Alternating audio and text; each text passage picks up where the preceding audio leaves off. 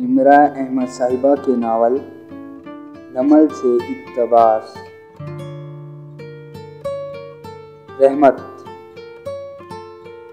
انسان کی عقل صرف ظاہری چیز کو سوچ سکتی ہے۔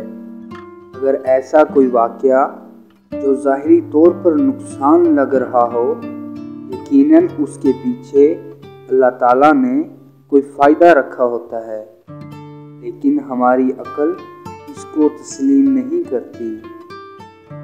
جیسے بارش، اس کو ہمیشہ سے ہی رحمت بنا کر بھیجا گیا ہے، لیکن ہم اسے کبھی کبھی رحمت سمجھتے ہیں، جبکہ ہم حقیقت سے ناآشنا ہوتے ہیں۔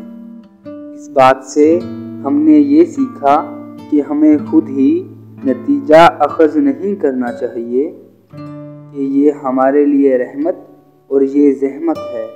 یقیناً اللہ تعالیٰ نے ہمارے لیے بہترین کا انتخاب کیا ہوتا ہے۔